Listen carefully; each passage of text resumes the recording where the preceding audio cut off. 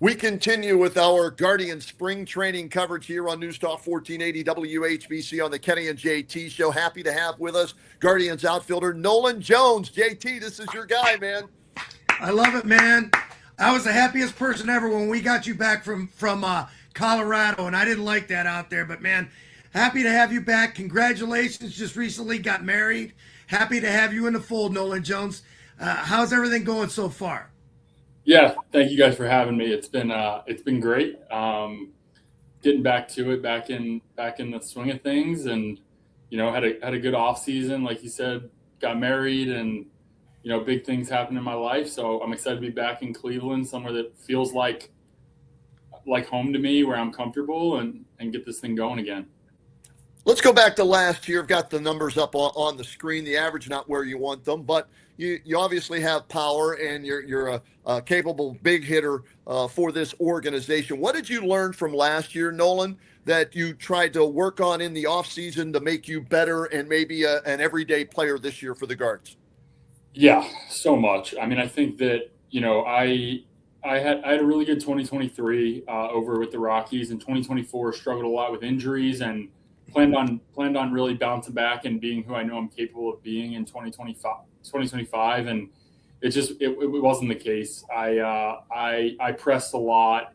I was in a different situation I'd ever been in terms of playing time, in terms of getting traded 2 days before the season happened. There's a lot of different things for me, and I learned a lot. I mean, I was nowhere near the player that I believe that I'm capable of being, and I feel like I personally held this team back last year. And so going into the offseason, I think that my main focus was getting back to being me in the box. I think there was a lot of mechanical adjustments last year. There was a lot of unseen work in the cages that I was going through, tweaking things honestly every day. And so I really wanted to borderline forget how to swing for a couple weeks, and then rebuild from the ground up. Nolan, what about defensively? When you make the move from right field to sometimes center field, it's got to be different. The ball's got to be coming at you in different ways, different spin cycles, whatever you want to call it. Is there a preference between right and center field for you? Not really. I think that Cleveland's such a unique place because, we have so many guys that can play so many different places. And it's something that we're told early is that that's going to be the case. And so I think that we're all well aware of the spots that we could potentially be playing and making sure you get your work there every day. I think that moving from center to right is, it is an adjustment, but there's things that correlate over, and it's, getting your live reads before the game. And we have some of the best coaches probably in all of baseball, and working with them and talking to them through things every day. And I think that's how we prepare. Nolan, coming from Colorado, we always hear about the altitude, right? And the rare air up there and everything like that. Does it make that much of a difference with the carry on the ball? And is that an adjustment you have to make back when you're not playing half your games there? Yeah, I think that, everybody says, all the fans think that you just put the ball in the air and it's a home run in Colorado. And I do agree that the ball travels more. I think the biggest difference in Colorado is that pitchers' pitches aren't as sharp. The sliders don't bite as much. The curveballs aren't as sharp. Changeups more fade a little less. So there's a little less movement on the pitches. But again, we also have to play half of our games on the road, which that is an adjustment because there are pitches like a fastball, a good riding fastball plays up 3-4 miles an hour. A cutting fastball actually gives the feel of ride up. And so there are pitches that you're constantly learning and adjusting to. I mean, having Charlie Blackmon in Colorado with me my first 2 years was the biggest blessing in the world for me. I got to just sit there and watch how he prepares for a game, watch how he works. And so it is an adjustment, but I think it's more of an adjustment going from Colorado to the road than it is just going to sea level and playing around the league. Nolan, what about a platoon system? I mean, how do you stay prepared? How do you stay ready? One day you're playing, the next day maybe you're not. One day you're in right field, the next day you're in center field. One day you're hitting sixth, the next day you're hitting eighth. How do you keep prepared? Yeah, I think that was honestly one of the hardest things for me last year that, you don't coming up through the minor leagues, you don't deal with that. I went over to Colorado and I played every single day. It didn't matter if, Josh Hader was in the game in the ninth or a righty throwing 90 was in the game. I was in there. And so coming over to Cleveland, it was something it took me a while to learn, not only how to be prepared, but when I'm playing, but how to be prepared when I'm not playing. Mm-hmm. I think that's something that it isn't really talked about and you don't really do often until you do it. Like you don't pinch hit in the minor leagues, and I never pinch hit in Colorado. And so kind of sitting there, when you're in the dugout, you're locked in, you're following the game, you're rooting on the boys.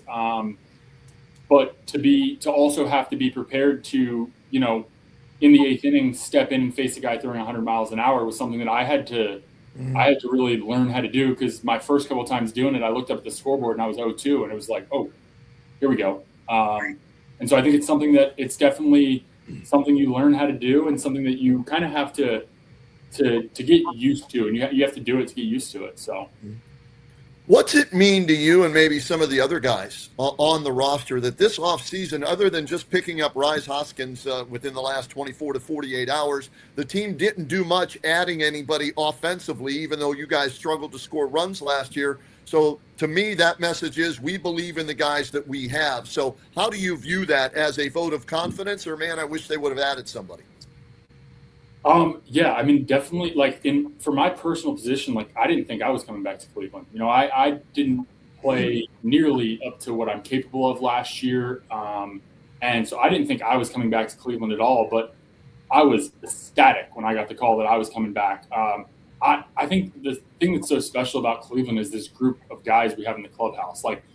Not only does it show that the front office believes in us, which is awesome, but I think that every guy in that clubhouse believes in the other guy. There's no doubt in there. There's nobody saying, I wish we signed this person, I wish we signed that person. There's belief in there. I think there's plenty of guys that you ask them,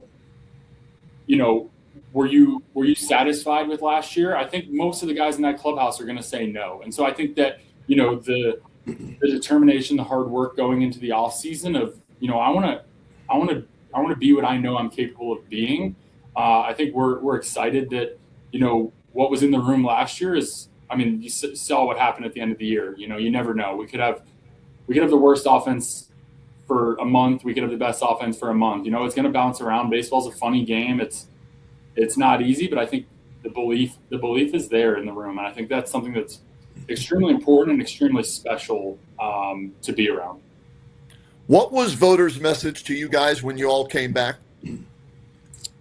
Yeah, it was pretty similar to what I just said about, believing in ourselves, believing in each other. I think that, Cleveland is a small market team. There's teams that have gone out and spent $1 billion.